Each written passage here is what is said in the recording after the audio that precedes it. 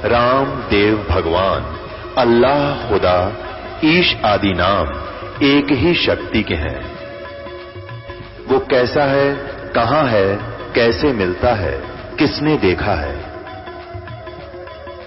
ये प्रश्नवाचक चिन्ह पूर्ण रूप से हटाने के लिए अवश्य सुनिए जगत गुरु तत्वदर्शी संत रामपाल जी महाराज के अमृत वचन, सर्व पवित्र धर्मों के पवित्र शास्त्रों के आधार पर। अब जैसे ये शंकराचार्य गाटा जोड़ रहे हैं में जीव ही ब्रह्म है, जीव ही ब्रह्म है, जीव ही परमात्मा है, और पूजा करें पार्वती की, फिर पार्वती क्या होगी? इनसे पूछा कोई बड़ी आत्मा हो तो दुनिया में बेकार है। और भी बहुत से सिरफिरे ऐसे हैं, कुछ पंथ चल रहे हैं लोग, जीव ही ब्रह्म है, तू ही परमात्मा है, तू ही परमात्मा है। फिर पूजा किसकी करे? टट्टू की।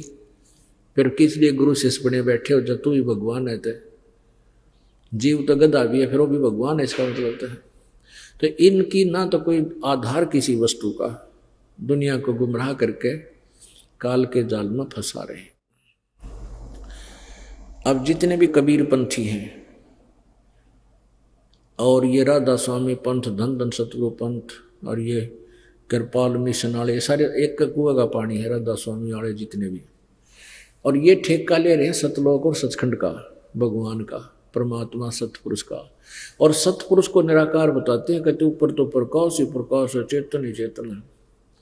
वहां जाकर के परमात्मा में आत्मा ऐसे मिल जाती है जैसे समुद्र में बूंद।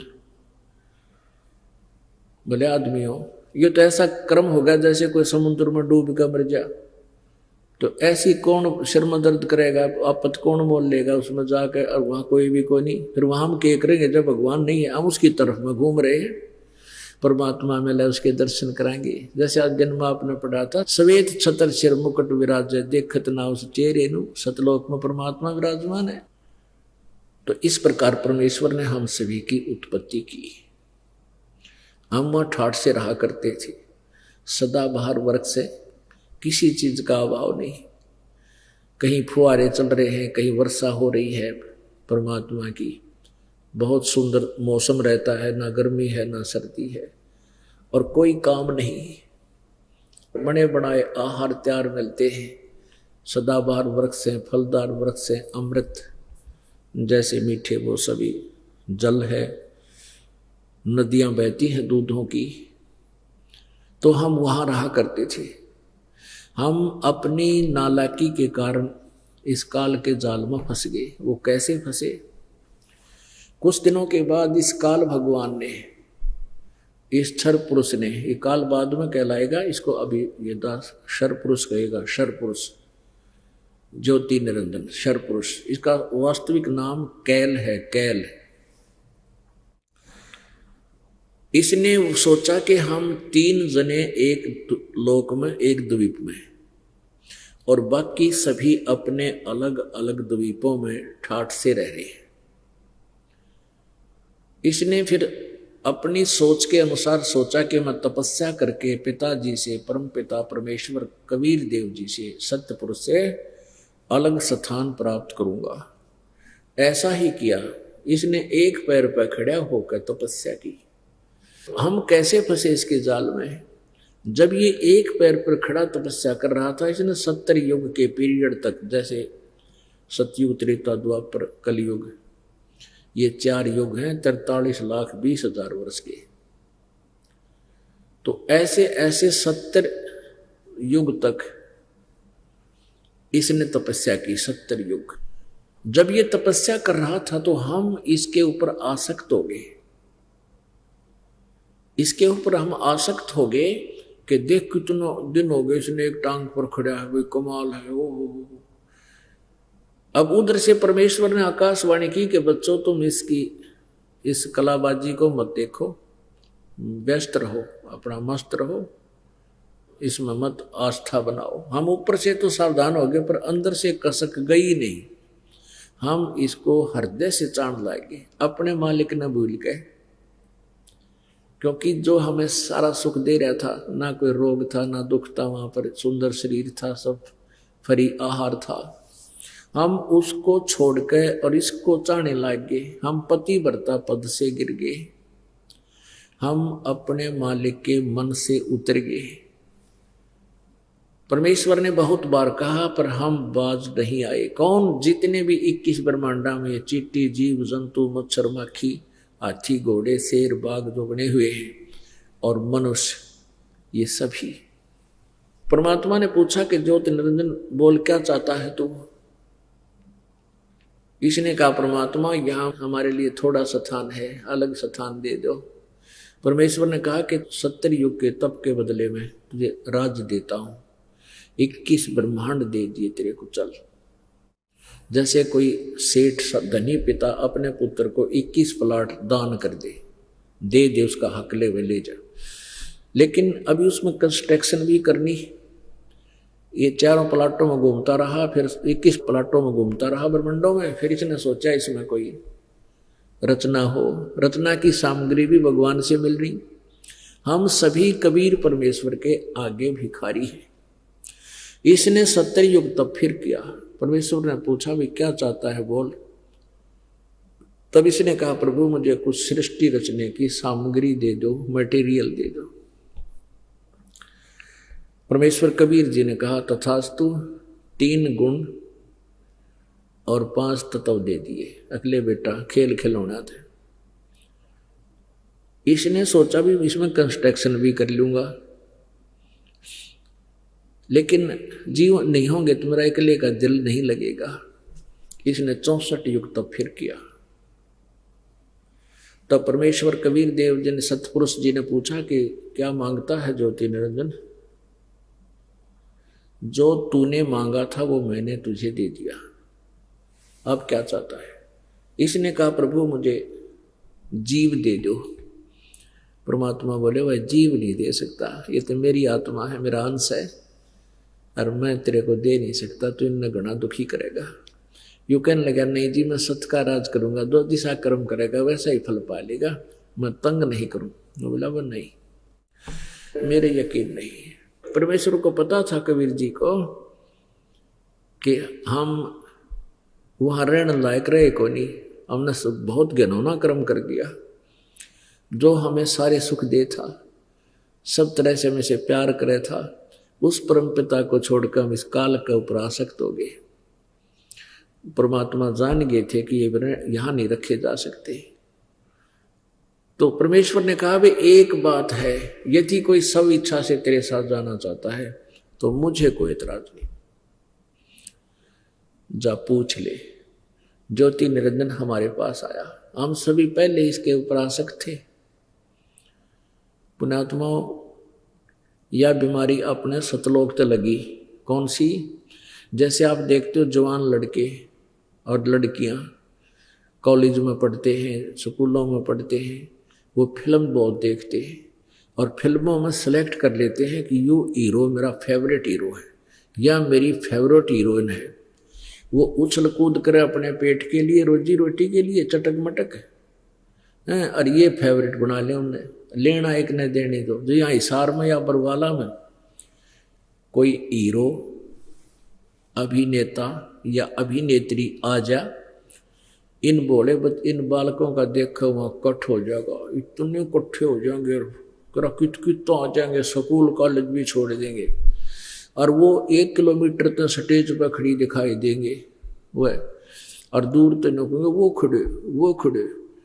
हाँ, लेना एक न देने दो, धक्के खा के सारा दिन घर आ जाएंगे। बता वो उन के देंगे वह फेवरेट इनको। तो ये बीमारी हमारा वहां से लगी थी।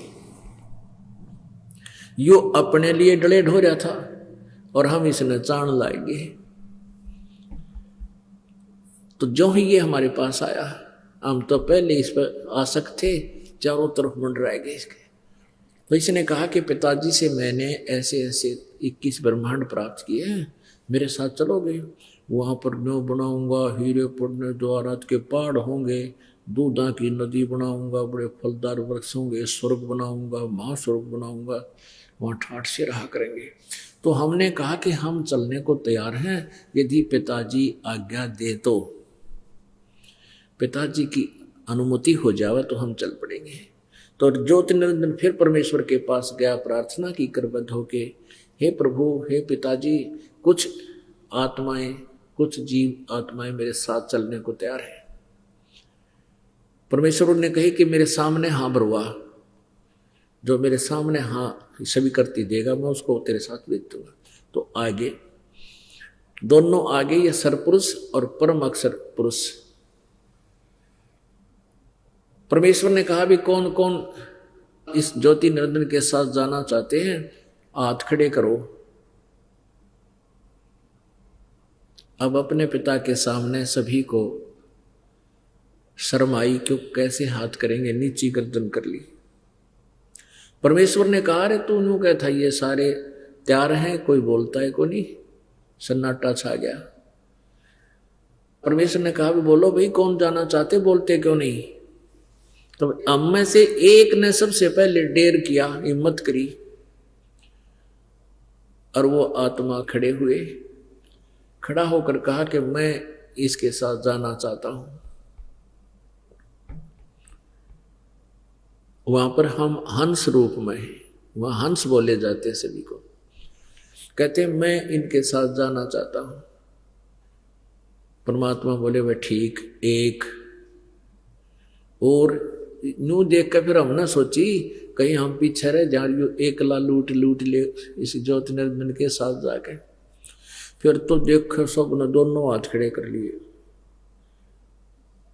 ये असंख्यों प्राणी, परमात्मा ने कहा कि भी ठीक है, ये जितने भी तेरे साथ जाना चाहते हैं इनके नंबर मैंने नोट कर लिए और मैं अपने हिसाब से इनको भेज दूंगा तेरे पास, सारे चले जाए। तू जा अपने ब्रह्मांड, 21 ब्रह्मांड पहले सतलोक में ही थे, ये वापस आ गया, वहीं चला गया। पीछे से परमात्मा ने जिस आत्मा ने सबसे पहले स्वीकृति दी थी उसका एक युवा कन्या बना दिया, लड़की बना दिया, और उसके शरीर में सभी आत्माओं को बीज रूप में डाल दिया। और उस लड़की से कहा बेटी मैंने तेरे को वचन शक्ति दे दी है, आप ज्योति निरंजन के पास जाओ और जितने भी जीव वो कहे तो वचन से उत्पन्न कर सकती है, नर और मादा, और वो सभी जीव मैंने तेरे शरीर में प्रवेश कर दिए। अपने पुत्र सहजदास से कहा कि सहजदास आप जाओ इस अपनी बहन को उस ज्योति निरंजन के पास छोड़ आओ। अब सहजदास जो उन सबसे पहले जो 16 उत्पन्न हुए थे उनमें से एक सहजदास है और एक जोगजीत है, और भी एक अचिंत है, ऐसे और भी बहुत हैं। तो वहां लेकर ये गया, लड़की को वहां छोड़ दिया उसके पास और कहा कि पिताजी का ये आदेश है कि जितने जीव तो कहेगा ये बहन उत्पन्न कर देगी। इसको वचन शक्ति दे दी है, सब जीव इसमें प्रवेश करती है। वो सहजदास छोड़ के आ गया अपने द्वीप में। अब ये बीमारी अपने और सतलोक से लगी, इस काल को लगी, काल से फिर हम उत्पन्न हुए तो हमारा भी वही अंश, वही वृत्ति हो रही है कि अकेली लड़की को देखते ही मन में दोष उत्पन्न हो गया, किसके? ज्योति निरंजन के, और उसने उसके साथ दुष्कर्म करना चाहा, दुराचार करना चाहा। लड़की ने कहा कि ज्योति निरंजन मेरे पास पिताजी की दी हुई वचन शक्ति है और तू ये पाप मत करे, जितने जीव तू कहेगा मैं बना दूंगी, तो ये मैथुन सृष्टि प्रारंभ मत कर। पर उसने एक नहीं सुनी, हद से आगे बढ़ गया, जबरदस्ती करने लगा। लड़की ने अपनी इज्जत की रक्षा करने के लिए अपना सूक्ष्म रूप बनाया, और जो ही वो बद व्यवहार करते हुए मुंह खोल रहा था आलिंगन बंद करके, तो उसके मुंह के माध्यम से पेट में पहुंच गई। वहां से प्रार्थना की, हे परमात्मा, हे परमेश्वर, हे पिताजी मेरी रक्षा करो, मेरे को ऐसे ऐसे इसने बद व्यवहार किया मेरे से और मैंने इसके पेट में शर्म ले रखी है। तो परमेश्वर ने अपने ही पुत्र जोगजीत का रूप बनाया और वहां आ गए और कहा ज्योति निरंजन तने जुल्म कर दिया, और इस सतलोक के अंदर जो ऐसा कर्म करता है उसको नहीं रखा जाता, और उसको एक बीमारी लग जाती है। आज से तुझे एक ऐसा रोग लग गया, 1,00,000 मानव शरीरधारी प्राणियों का तू आहार करा करेगा प्रतिदिन, और 1,25,000 जीव प्रतिदिन उत्पन्न किया करेगा, और निकल जाए यहां से। आदेश है परम पिता का, परमेश्वर का आदेश है, परमेश्वर का, चला जाए 21 ब्रह्मांड को लेकर के यहां से। वो लड़की उसके पेट से बाहर निकाल दी और कहा आज के बाद तेरा नाम काल होगा। उसी समय उसका स्वरूप बिगड़ गया, ओछा माथा, लंबे दांत, सांवला चेहरा, विकराल टाइप, और वहां से इन दोनों को, दुर्गा को और इस शर पुरुष को समेत 21 ब्रह्मांड के निकाल दिया। ये वहां से सतलोक से चलकर 16 शंख कोस दूर आकर अब पर रुक गए और यहां फिर चक्कर काटने लगे। अब ज्योति निरंजन ने कहा कि दुर्गा, अब मेरा कौन के बिगाड़ेगा, मेरे को जो सजा मिलनी थी मिल गई, अब मनमानी करूंगा। फिर उसने जबरदस्ती उस लड़की से करनी चाहिए। उसने फिर यही याचना की पर नहीं माना, हद से ज्यादा बढ़ गया। उसने अपनी नख रेखाओं से, अपने नाखूनों से वो स्त्री इंद्री बनाई और शादी की। दुर्गा से जो है 3 पुत्र उत्पन्न किए, रजगुण युक्त ब्रह्मा जी, सतगुण युक्त विष्णु जी और तमगुण युक्त शिव जी को बनाया। इस काल भगवान ने 21वें ब्रह्मांड के सबसे ऊपर के स्थान पर 3 स्थान बना रखे हैं, एक रजोगुण युक्त, एक सतोगुण युक्त, एक रजोगुण प्रधान अक्षेत्र, एक सतोगुण प्रधान अक्षेत्र, एक तमोगुण प्रधान अक्षेत्र। अब रजोगुण प्रधान अक्षेत्र की डेफिनेशन बताते हैं आप जी को। जैसे एक मकान में 3 कमरे हों, 3 कक्ष, एक कक्ष में चित्र लगा रखे हो, अश्लील चित्र, अर्धनग्न शरीर, तो वहां जाते ही मन में विकार ऑटोमेटिकली आएंगे, और जब तक वहां रहेगा उन पर नजर रहेगी, मन में दोष पैदा रहेगा, ऐसा स्वभाव बन जाएगा। दूसरे कक्ष में लगा रखे हैं साधु संत फकीरों के, और वहां जाते ही आत्मा उनके चरित्रों से परिचित होकर के लीलाओं से एकदम शांत हो जाती है, बहुत शांत मन हो जाता है, उसका स्वभाव बन जाता है जब तक वहां रहते हैं। और तीसरा मान लीजिए बना रखे, जैसे देशभक्तों के, शहीदों के चित्र लगा रखे हों, शूरवीरों के, उनकी कथाओं से सब परिचित हम होते ही हैं। वहां जाते ही वैसा ही शरीर हो जाएगा, वैसा ही मन हो जाएगा, और ऐसे ही खून खोलने लग जाएगा उनके विचार सुन करके, ऑटोमेटिकली है स्वभाव का। तो ऐसे ही इस काल भगवान ने ऊपर 3 रजोगुण प्रधान, सतोगुण प्रधान और तमोगुण प्रधान 3 क्षेत्र बना रखे। जब ये दुर्गा को अपनी पत्नी रूप में रजोगुण प्रधान क्षेत्र में रखता है, इनके दोनों के संयोग से जो पुत्र उत्पन्न होता है वो ऑटोमेटिकली रजोगुण युक्त हो जाता है, उसका वैसा ही स्वभाव बन जाता है और उसमें वो गुण प्रवेश कर जाता है। और दूसरे स्थान पर जब ये जाते हैं, उस बच्चे की उत्पत्ति जब हो जाती है रजोगुण प्रधान वाले की, ब्रह्मा की, उसको अचेत रखते हैं और जैसे कोमा में परवरिश जारी रखते हैं, कोमा में रखते हैं उनको। जब वो युवा हो जाते हैं तो ब्रह्मा को कमल के फूल पर रख देते हैं, इसी प्रकार विष्णु को शेष सैया पे और शंकर भगवान को कैलाश पर्वत पर। तो दूसरे अक्षेत्र जो सतोगुण प्रधान अक्षेत्र होता है, उसमें ये दोनों जब रहते हैं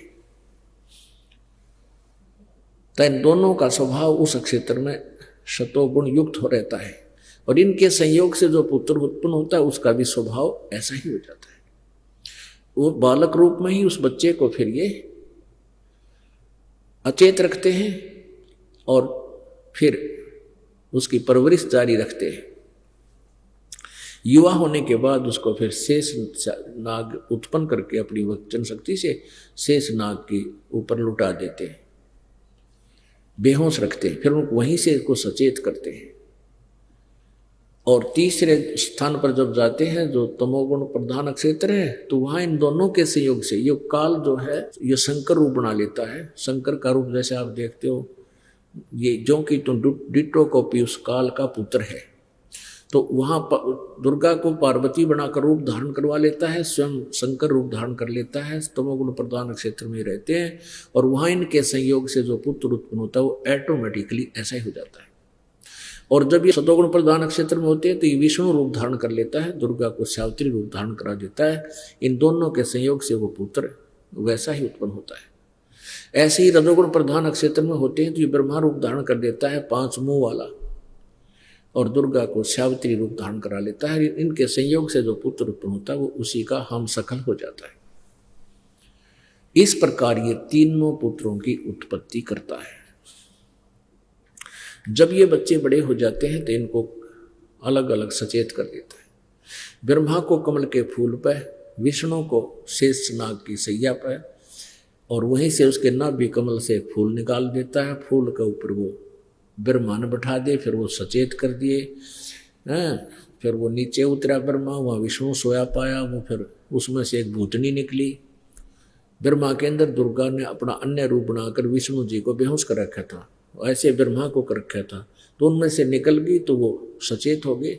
ऐसे विष्णु जी के शरीर से ये दुर्गा फिर निकली तो ऊपर आकाश में खड़ी होगी, वो विष्णु जी सचेत हो गया। इतने में शंकर जी भी वही भेज दिया, प्रेरित करके, सचेत करके। अब ये तीनों इकट्ठे हो गए। फिर ये दुर्गा ने कहा कि तुम तीनों, ऊपर से एक विमान भेजा काल ने कि इनकी फड़क निकाल दे अभी, कहीं ये फिर आगे चल के अपने आप को भगवान मान बैठे और सृष्टि रचना ना करें, कोई बकवाद करने लग जाए। तो उसने इस दृष्टिकोण से ऊपर से एक विमान आया। दुर्गा ने कहा कि पुत्रों तुम अपना अपना काम संभालो। ब्रह्मा सृष्टि करेगा, विष्णु सतिथि करेगा और शिव जी संहार करेगा। इन्होंने कहा कि सब जगह जल ही जल है, हम किसकी सृष्टि सतिथि संहार कैसे करेंगे। आकाश से एक विमान आया। दुर्गा ने कहा तुम तीनों इसमें बैठो, तुम्हारी ऊपर की सैल कराती हूँ। तीनों उसमें बैठ गए। दुर्गा ने अपनी शक्ति से उनको आकाश में विमान भेज दिया। ये देवी पुराण 3 स्कंद अध्याय नंबर 5, 6, 7 में वर्णन है। तो ऊपर आकाश में जब विमान गया तो ब्रह्मलोक में पहुंचा। वहां देखा एक दूसरा ब्रह्मा और बैठा है, ये काल दूसरे रूप में बैठा। दूर से देखा तो विष्णु और शंकर ने पूछा, शंकर जी ने पूछा कि ब्रह्मा ये और ब्रह्मा कौन है। ब्रह्मा जी कहते हैं मुझे नहीं मालूम, ये ब्रह्मा, ये जगत का रचयिता ब्रह्मा कौन है, मैं कौन हूँ, हमारा क्या उद्देश्य है। मेरा दिमाग चक्कर काट गया। वहां से फिर और हमारा विमान आगे गया तो वहां एक त्रिनेत्रधारी और शिव जी निकला जो नंदी वृषभ पर बैठा था। उसको देखकर हमारे साथ, ब्रह्मा जी बता रहे हैं, उसको देखकर हमारे साथ बैठे शंकर जी का, जो हमारा भाई शंकर है, इसका सिर चक्कर काट गया कि और शिव जी कौन है, शंकर कौन है। फिर हम आगे को चल दिए। आगे देखा तो एक विष्णु और पाया, एक लक्ष्मी और बैठी देखी। इसके बाद फिर ये आगे चले गए, वहां दुर्गा मिली। अपने आत्माओं, ये जो कथा दास ने सुनाई थी, परमात्मा ने 600 वर्ष पहले बताई थी कि मां अष्टंगी, पिता निरंजन, ये जम दारुण वंशन अंजन। अब इसको थोड़ा सा कंसेप्ट क्लियर करना पड़ेगा कि कौन कौन से सदग्रंथों में ये परमात्मा की बोली हुई वाणी कहाँ से सिद्ध होती है। ये देखिएगा शिव पुराण,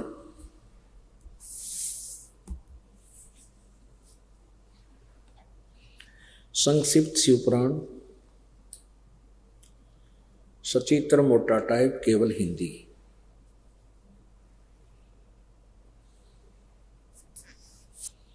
गीता प्रेस गोरखपुर से प्रकाशित।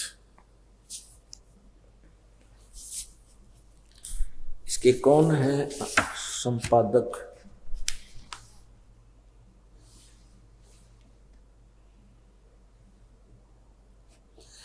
हनुमान प्रसाद पोदार।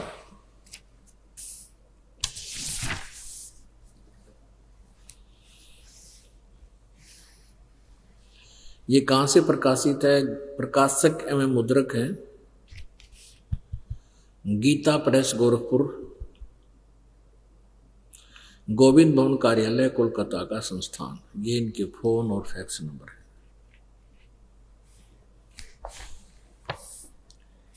इसके 98 पृष्ठ पे है।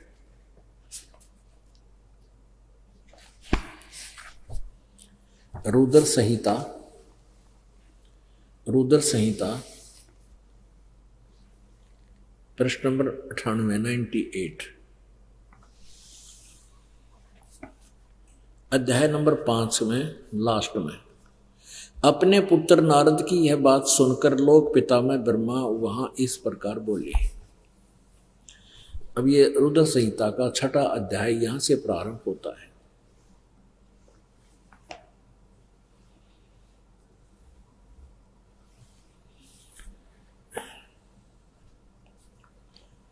ब्रह्मा जी ने कहा, ब्रह्मन देव शिरोमणि अपने पुत्र नारद से ब्रह्मा जी बता रहे हैं, तुम सदा समस्त जगत के उपकार में लगे रहते हो। तुमने लोगों के हित की कामना से बहुत उत्तम बात पूछी है। जिस समय समस्त चराचर जगत नष्ट हो गया था, सर्वत्र केवल अंधकार ही अंधकार था, न सूर्य दिखाई देते थे न चंद्रमा आदि आदि, जल का भी कोई सत्ता नहीं थी।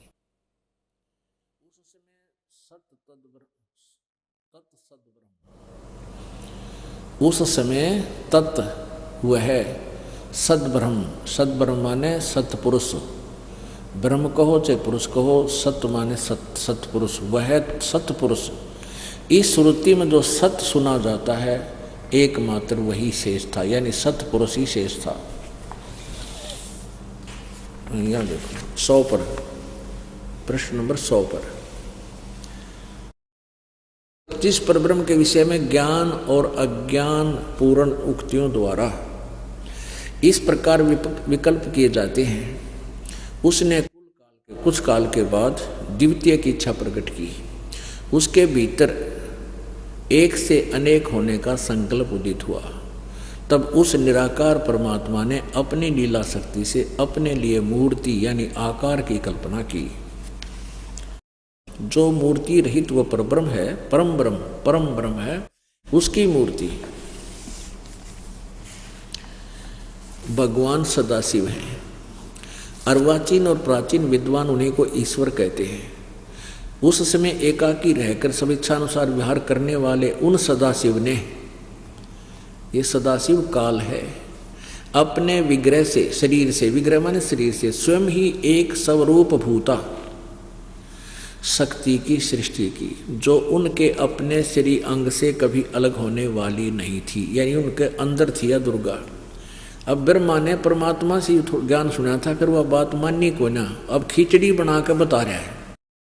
उस पराशक्ति को प्रधान प्रकृति गुणवती माया बुद्धि तत्व की जननी विकार रहित बताया गया है।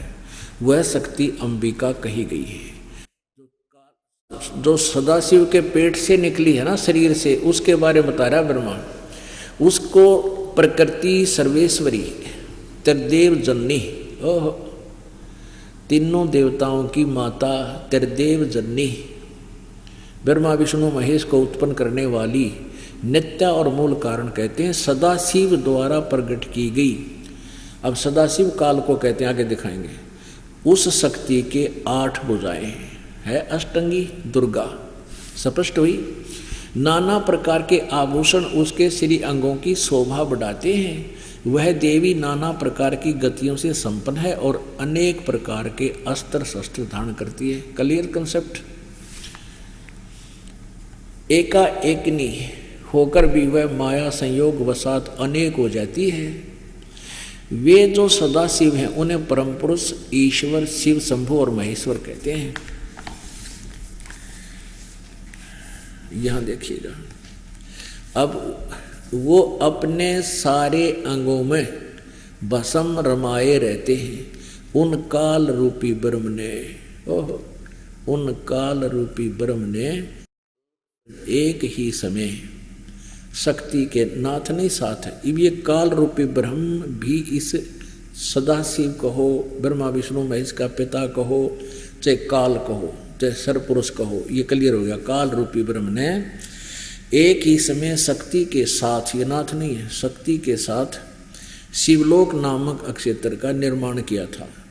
उस उत्तम क्षेत्र को काशी कहते हैं। आगे देखो, जो सबके ऊपर विराजमान है वो प्रिया और प्रियतम शक्ति और शिव जो परमानंद स्वरूप है उस मनोरम अक्षेत्र में नित्य निवास करते हैं।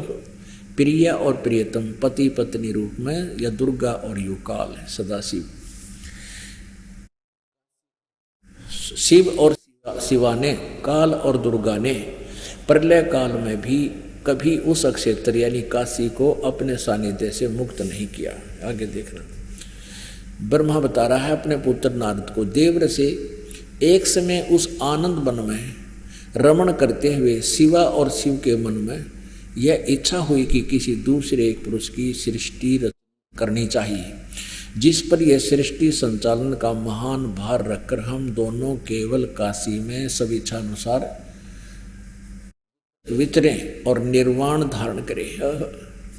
ऐसा विचार करके, ऐसा निश्चय करके शक्ति सहित सर्वव्यापी परमेश्वर शिव ने अपने वाम भाग के 10वें अंग पर अमृत मल दिया, यानी पति पत्नी व्यवहार किया। फिर तो वहां से एक पुरुष प्रगट हुआ, एक पुत्र की उत्पत्ति हुई। आगे देखो, शिव ने कहा वत्स बेटा, इस काल ने कहा विष्णु बेटा, व्यापक होने के कारण तुम्हारा विष्णु नाम विख्यात हुआ। ये 6ठा अध्याय समाप्त हो गया। अब 7वां शुरू होता है, रुद्र संहिता का। ब्रह्मा जी कहते हैं देवर से, नारद से कहते हैं कि तत्पश्चात कल्याणकारी परमेश्वर सांब सदाशिव ने, इस काल ने और दुर्गा ने पूर्व प्रयत्न करके, जैसे विष्णु उत्पन्न किया दोनों के संयोग से, मुझे अपने दाहिने अंग से उत्पन्न किया। मुने उन परमेश्वर ने मुझे तुरंत ही अपनी योग माया से मोहित करके नारायण देव की नाभि में डाल दिया, लीलापूर्वक मुझे वहां से प्रकट किया। अपने आत्मा अब यहाँ लेखक अनुवाद करता जो है थोड़ा सा असमंजस में पड़ गया कि भाई शिव से शिव की उत्पत्ति कैसे लिखूं, लेकिन कहते हैं चोर चोरावे तुम बड़ी व गाड्डे पानी में वह गाड्डे व ऊपर आवे न सच्चाई छानी ना। यह देखो 110 पृष्ठ पे ये है संक्षिप्त शिव पुराण। देखो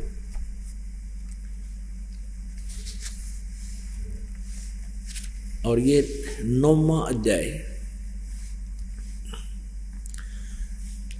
इस प्रकार ब्रह्मा विष्णु और रुद्र इन 3 देवताओं में गुण हैं, रजगुण ब्रह्मा, सतगुण विष्णु, तमगुण शिव। रुद्र कहो चाहे महेश कहो, परंतु शिव ये इनसे न्यारा जो इनका पिता है वो गुणातीत माने गए हैं।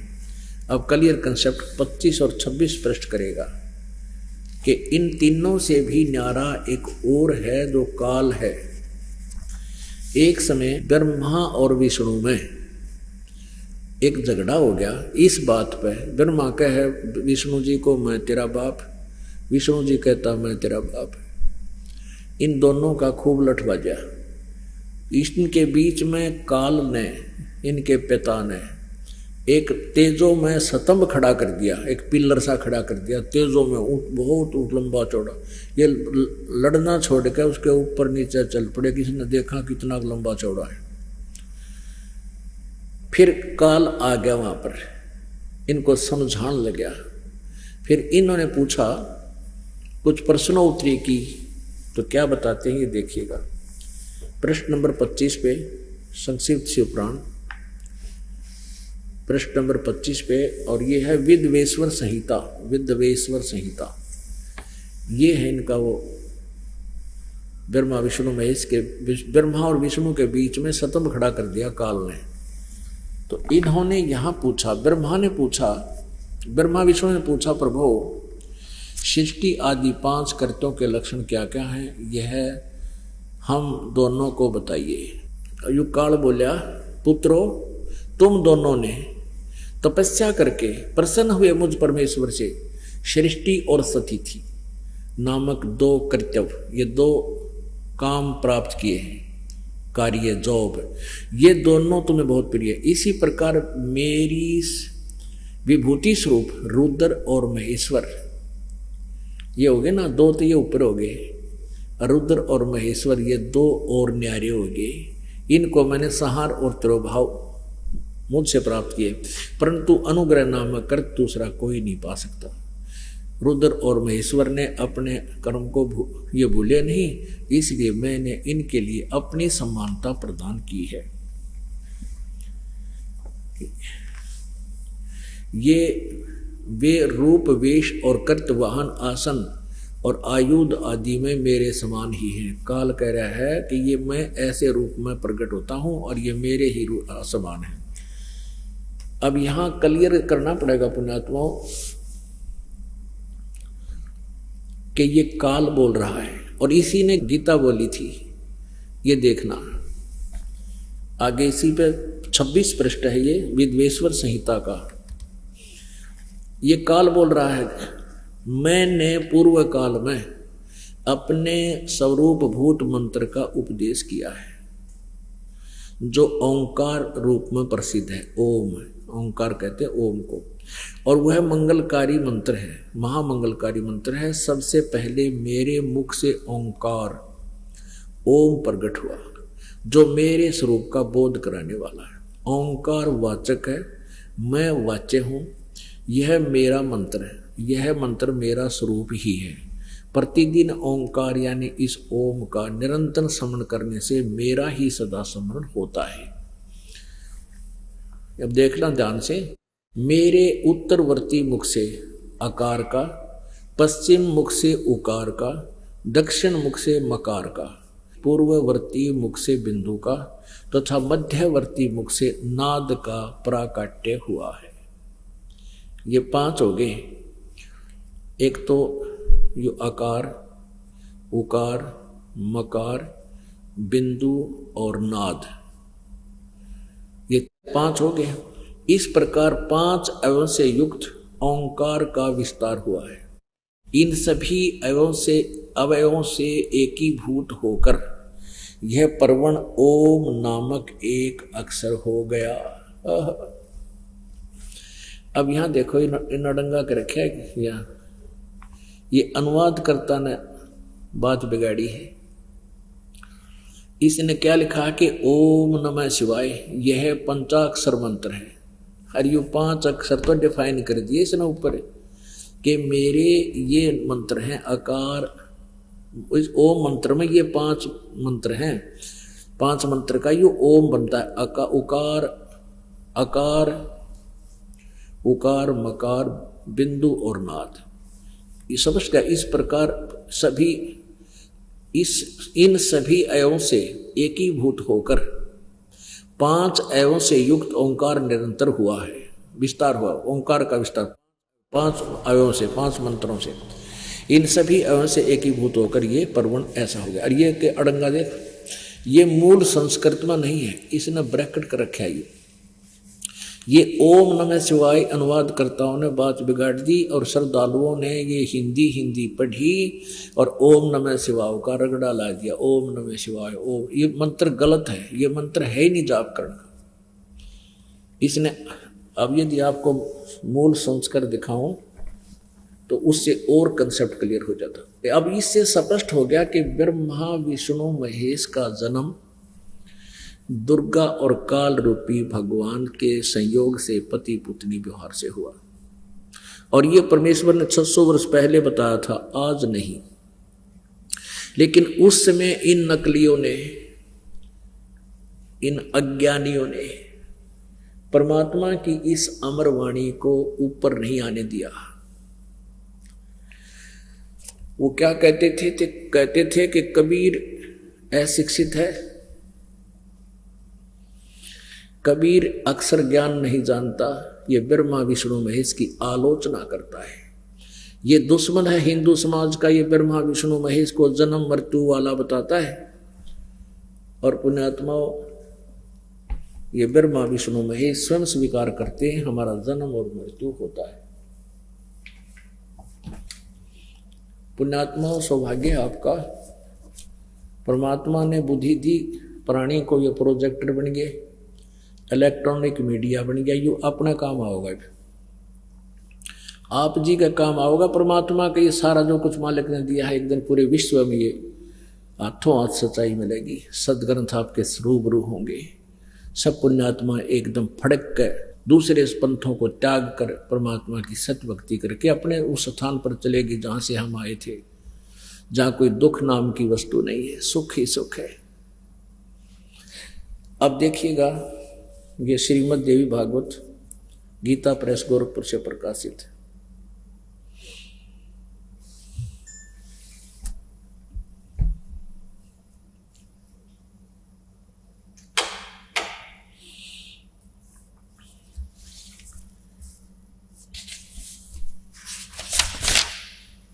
इसके कौन है संपादक?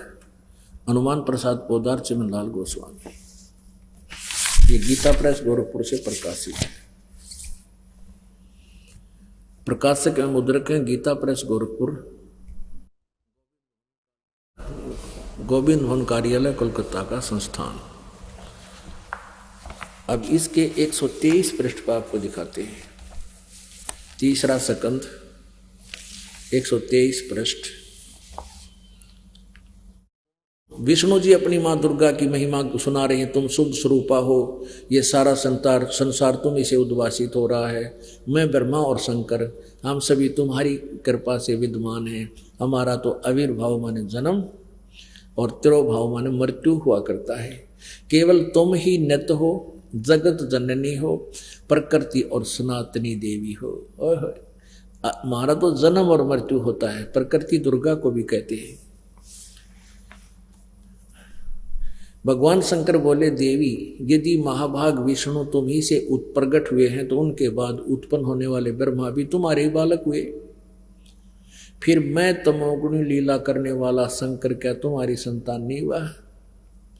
अर्थात मुझे भी उत्पन्न करने वाली तुम ही हो। सिवे संपूर्ण संसार की सृष्टि करने में तुम बड़ी चतुर हो। इस संसार की सृष्टि, स्थिति और संहार में तुम्हारे गुण सदा समर्थ हैं। उन्हीं तीनों गुणों से उत्पन्न ब्रह्मा विष्णु एवं शंकर, रजगुण ब्रह्मा, सतगुण विष्णु, तमगुण शिव जी, नियमानुसार कार्य में हम तत्पर रहते हैं। अब इससे हो गया क्लियर कंसेप्ट।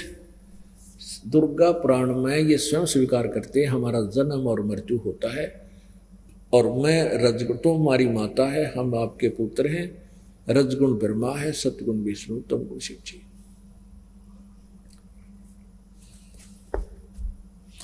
और परमात्मा 600 वर्ष पहले यही कहा करते थे, और इन अज्ञानियों ने उस मालिक का इतना विरोध करा दिया। हो पूरी जनता को, मुसलमानों ने अपने मुसलमानों को भड़का दिया, हिंदुओं के गुरुओं ने अपने हिंदुओं को भड़का दिया कि ये जुल्हा तो हमारे देवी देवताओं की निंदा करता है। और जो ये विद्वान कहा कर कहलाते थे, आज तक हमें नहीं बता सके पुराणों में क्या लिखा है, और ना वेदों का ज्ञान था इनको। आपने देख लिया, सुबह सर्च बताया था देवी पुराण में कि लिखा है कि सतयुग के ब्राह्मण वेद के पूर्ण विद्वान होते थे और दुर्गा की पूजा करते थे। थरा के जो भैया, और दुर्गा कहती है सब बात छोड़कर केवल एक ब्रह्म की पूजा करो। 7वें सकंद में 562 पृष्ठ पे, 63 पृष्ठ पे, और वो ब्रह्म लोक में रहता है। उसका ओम मंत्र है, नथिंग एल्स। और कोई पूजा मत करो, किसी मंत्र का जाप मत करो। और ब्रह्म कहता है गीता जी में कि मेरा 8वें अध्याय के 13वें श्लोक में कि ओम इति एक अक्षरम ब्रह्म विभारण माम अनुसमरण यह प्रियति तजन देहम सयाति परमाम गतिम। मेरा केवल एक ओम अक्षर है, एक अक्षर ओम है।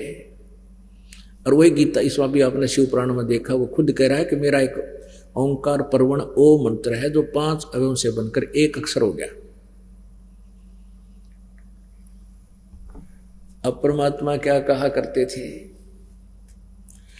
मोती मुक्ता दर्शत नाही, ये जग है सब अंदरे, दिखत के तो नैन चश्म, इनको फेरा मोतिया बंदरे। जिसके सफेद मोतिया बिंद हो जाता है उसकी आंखें बड़ी स्वस्थ दिखाई देती है, पर उसको दिखता कुछ नहीं। ऐसे ये महाविद्वान दिखाई दिया करते थे, संस्कृत बोला करते थे, इनको महर्षि की पदवी दे रखी थी, इनको वेदों और पुराणों का कह का ही पता नहीं था। और उस परमेश्वर ने जिनको ये निरक्षर बताते थे, अज्ञानी मूढ़ बताते थे, उन्हें 600 वर्ष पहले वेदों पुराणों और इन गीता जी का सिंपल लैंग्वेज में यथार्थ चित्रण करके वर्णन करके लिपिबद्ध करवा रखा। आज हमें यह पहचान होगा कि सचमुच कबीर इज गॉड है, कबीर जी इज गॉड है, कबीर परमात्मा है। अब अभी आपने सुना, धर्मदास ये जग बोराना, कोई ना जाने पद निर्वाणा, यही कारण मैं कथा पसारा, और जग से कहिए एक राम न्यारा। न्यारा राम का आपको पता लग गया, ये तत्व ज्ञान की कुंजी है, ये सृष्टि रचना। अब क्या बताते हैं, ब्रह्मा विष्णु महेश अपने पिता काल के लिए तीनों लोकों में अपनी उनकी व्यवस्था कर रहा है। जैसे ब्रह्मा के अंदर एक ऐसा गुण है जिसके प्रभाव से हम अपने आप इतने प्रेरित हो जाते हैं, युवा होते ही संतानों उत्पत्ति करते हैं, और फिर एक दूसरे मोह ममता इतनी प्रबल हो जाती है जीव के बस की नहीं, इसे दूर हो जाओ। ये सतोगुण भगवान शिव के गुण की करामात है। और तीसरा संहार युग काल का पुत्र तीसरा तमोगुण कर देता है। अब उसके बारे में क्या बताते हैं, सुनना ध्यान से। माया आदि निरंजन बाई, अपने जाए आप खाई। ओए होए, माया और ये दुर्गा, माया और काल है, कहते हैं आप पे जमा है आप पे खावे। ये अपने पति के लिए पैदा करती है, और फिर ये तीनों पुत्र आ गए हमें नर नारी करके यहाँ संतान उत्पत्ति करवा कर काल के पास भेज देते हैं। और ब्रह्मा विष्णु महेश को भी वो काल खाता है जब इनकी मृत्यु हो जाती है। फिर नए पुण्य आत्माओं को इसी पद पर अपनी पत्नी दुर्गा से उत्पन्न करके स्थापित कर देता है। माया आदि निरंजन बाई, अपने जाए आप खाई। ब्रह्मा विष्णु महेश्वर चेला, ओहंग सोहंग का है खेला। शिखर सुन में धर्म अन्यायी, जिन शक्ति डायण मैल पठाई। आप तो गुप्त बैठ गया ऊपर थे, और दुर्गा को यहाँ का कंट्रोलर बना दिया, नीचे के ब्रह्मांड के नीचे के हिस्से में। लाख गिरा से नित उठ दूती, माया आदि तकत की कुती। अभी दुर्गा को भी मालिक धमका रहा है कि ये पैदा करती है और अपने पति को भेज देती है, तो ये भी दोषी है। लाख गिरा से नित उठ दूती, माया आदि तकत की कुती। होय होय, क्योंकि सबसे पहले घटियापन इसने करा, परमात्मा को त्याग कर इस काल को चाहने लगी। तो कहते हैं माया आदि तकत की कुती, उस परमात्मा की कुतिया है, यानी इसने घटिया कर्म किया, अपने मालिक को छोड़कर इधर चले। फिर हम भी इसे दुष्ट हम हो गए जब उस मालिक ने छोड़ के यहाँ मरे। लाख ग्रासे नित उठ दूती, सुबह उठते 1 लाख ये काल खा जाता है, जिसकी नियमत या दुर्गा है, इसलिए इसको साथ में लताड़ रहे हैं प्रभु। 1.25 लाख घड़िए नित भांडे, अंसा उत्पत्ति पर ले डंडे। ओए होए, कहते हैं 1.25 लाख रोज पैदा करते हैं, 1 लाख को खा जाता है। 1.25 लाख घड़िए नित भांडे, भांडे मानिए बर्तन जिसमें ये जीवात्मा बंद कर रखी है। इसको कई नामों से पुकारा है, इसको महल भी कहते हैं। कहते हैं करने नो दीदार महल में प्यारा है, महल भी कहते हैं, इसको घट भी कहते हैं, इसने भांडा गढ़ा भी कहते हैं, इसको पिंड भी कहते हैं।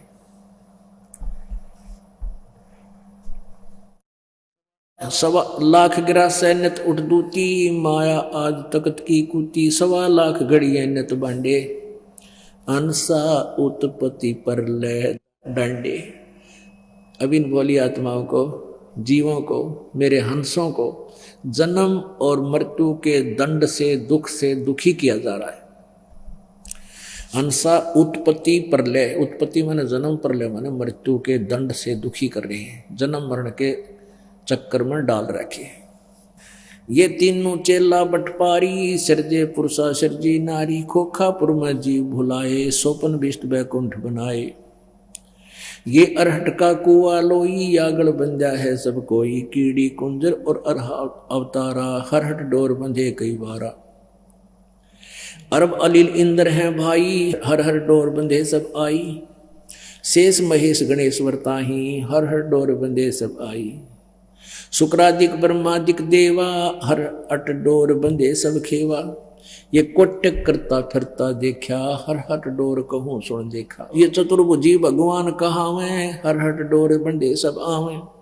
ये है खोखापुर का कुआ, इसमें पड़ गया वो निश्चय मुआ।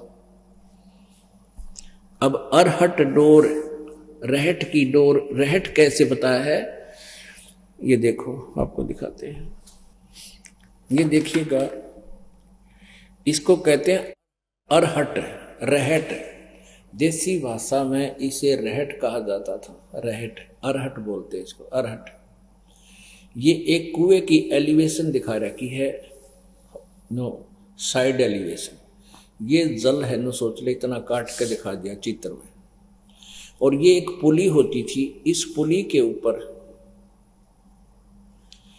ये एक पुली होती है, पहले होते थे रेट, इसमें ऐसे गिरारी टाइप से लगे होते थे। इसके ऊपर एक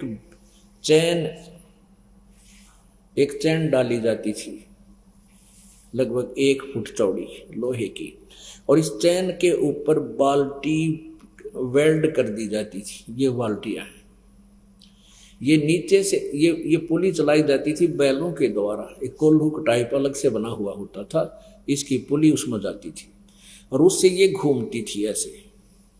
इसके घूमने से चैन चलती थी और नीचे से बाल्टी पानी से भरकर आती थी और ऊपर आकर यहाँ खाली होती थी। यहाँ से ये खेतों में सिंचाई के लिए जल चला जाता था।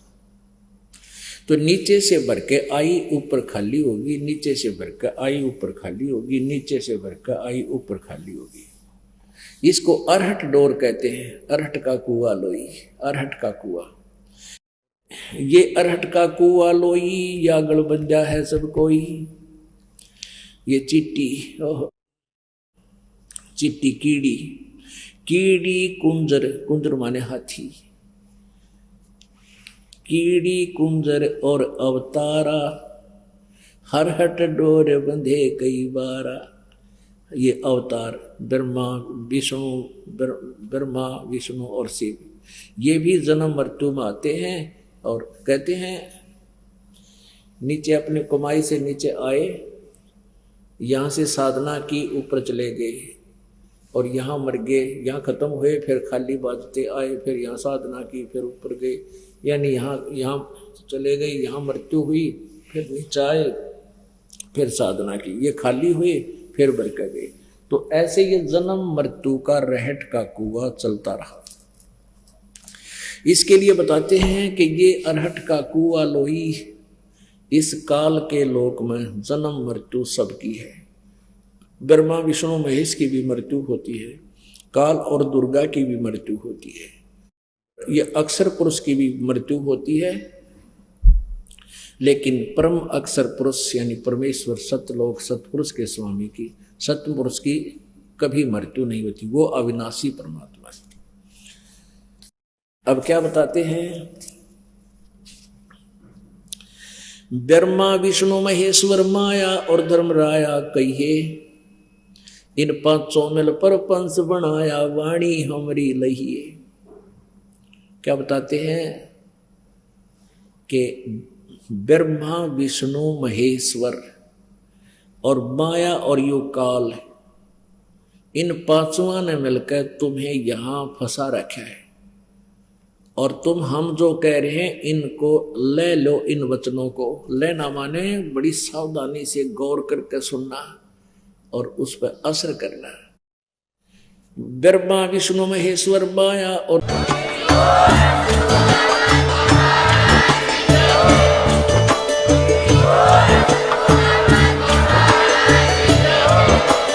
आप सुन रहे थे जगत गुरु तत्वदर्शी संत रामपाल जी महाराज जी के मंगल प्रवचन। अधिक जानकारी के लिए विजिट कीजिए हमारी वेबसाइट www.jagatgururampalji.org। संत रामपाल जी महाराज जी के शुभ आशीर्वाद से पूरे विश्व भर में 500 से भी ज्यादा नाम दीक्षा केंद्र हैं, जिन पर संत रामपाल जी महाराज जी द्वारा ऑनलाइन निशुल्क नाम दीक्षा दी जा रही है। अपने नजदीकी नाम दीक्षा केंद्र का पता करने के लिए संपर्क करें 8222880541।